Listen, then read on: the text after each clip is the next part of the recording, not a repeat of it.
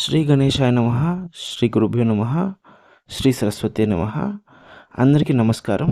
ఈరోజు మనం భీష్మాష్టమి మరియు భీష్మ ఏకాదశికి సంబంధించిన వివరాలను తెలుసుకుందాము.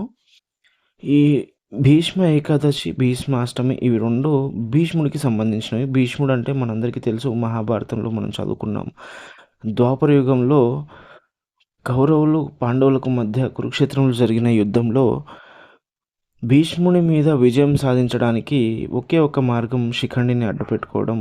సో, అర్జునుడు శిఖండిని అయితే అడ్డుపెట్టుకొని భీష్ముడి పైన యుద్ధంలో విజయం సాధించాడు.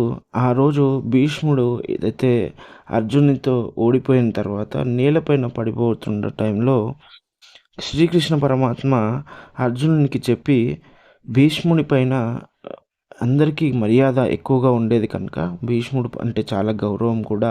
సో, అంతటి గౌరవం ఉన్న మనిషిని అలా నేల మీద పడిపోవడం చూడలేక శ్రీకృష్ణుడు అర్జునుడితో చెప్పి అంపశయ్యనైతే ఏర్పాటు చేయించాడు.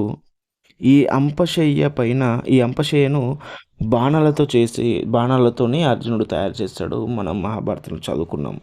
అలాగే ఈ అంపశయ్య పైన భీష్ముడు పడుకొని ఉన్న టైంలో భీష్ముడికి దాహం వేయడం వల్ల నీరు తెప్పించవలసిందిగా చెప్పడంతో కౌరవులు బంగారు చెంబుతో, అంటే బంగారు కలశంతో భీష్ముడి కొరకు నీరుని తీసుకొని వస్తున్నారు. అదే సమయంలో అర్జునుడికి చెప్పి అర్జునుడు మనకు తెలుసు కదా, మహావీరుడు, బాణాలతోని తనకు బాణంతోనే నీరు కూడా తెప్పించగలడు. సో, అర్జునుడికి చెప్పి శ్రీకృష్ణుడైతే పాతాళ గంగను తెమ్మని చెప్పి అర్జునుడికి చెప్తే అర్జునుడు నేల మీద ఒక బాణం వేసి పాతాళ గంగను తెప్పించి భీష్మునికి సంబంధించిన దాహాన్ని అయితే తీరుస్తాడు.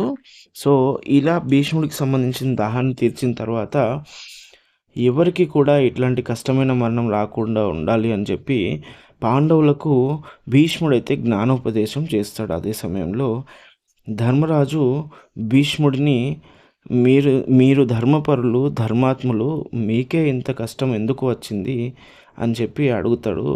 అప్పుడు భీష్ముడైతే ధర్మరాజుకు చెప్తాడు, నేను ధర్మపరుణ్ణి అయినా సరే అధర్మ పక్షంలో ఉండటం వలన, అంటే కౌరవులు అధర్మ పక్షంలో ఉన్నారు కదా, సో వారి పక్షాననే ఆయన భీష్ములు వారు కౌరవుల పక్షాన్ని నిలబడటం వల్ల ఆయన అధర్మ పక్షంలో ఉండడం జరిగింది.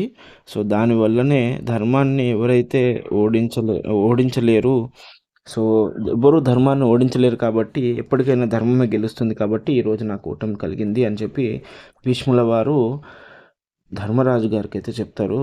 అలా చెప్పిన తర్వాత వీరికి జ్ఞానోపదేశం చేసి ఎట్టి పరిస్థితుల్లో అయినా సరే ధర్మం పక్షాన నిలబడి ధర్మాన్ని కాపాడడం వల్ల మనం కూడా విజయం లభిస్తుంది. అలాగే ధర్మరక్షణ చేసిన వారం అవుతామని చెప్పి భీష్ముల వారు వారికి జ్ఞానోపదేశం చేస్తారు.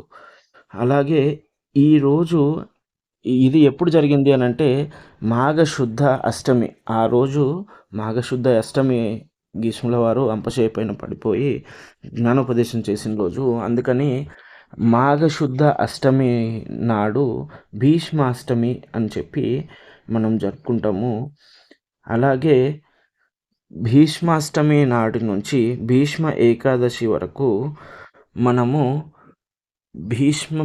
భీష్మ నిర్యాణ పర్వదినాలు అని అంటారు. అయితే ఈ మాఘశుద్ధ అష్టమి నాడు భీష్మాష్టమి అని చెప్పుకున్నాం కదా, ఆ రోజున శ్రీకృష్ణ పరమాత్మను మనము స్మరించుకోవాలి. అలాగే ఆయనతో పాటు భీష్మ పితామహుడిని కూడా స్మరణ చేయడం వలన మనకు సకల పాపాలు హరిస్తాయి అని చెప్పి చెప్తారు. అలాగే భీష్మ ఏకాదశి రోజు పితృదేవతలతో పాటు మన బంధువర్గంలో మనకు తెలియని వారి గురించి, అలాగే వీరందరితో పాటు భీష్ముల వారికి కూడా తర్పణం వదలడం వలన వీరందరికీ కూడా ముక్తి కలుగుతుంది అని చెప్పి నమ్ముతూ ఉంటారు. అలాగే మనం ఎప్పుడైనా సరే భీష్ముల వారు చెప్పినట్టుగా ధర్మాన్ని రక్షించడానికి వీలైనంతగా మన ప్రయత్నం మనం చేస్తూ ఉండాలి. సో, ఇది మనకు ప్రతి ఒక్క పురాణంలో కానీ, ఇతిహాసాల ద్వారా కూడా మనకు తెలిసే కథలు ఏవున్నా సరే, వాటి ద్వారా మనకు తెలిసేది ఏంటి అనంటే, మనం ధర్మాన్ని రక్షిస్తే ధర్మం మనల్ని రక్షిస్తుంది అని చెప్పి. ఓం స్వస్తి. జై శ్రీరామ్. హర్ హర్ మహాదేవ్. శంభో శంకర.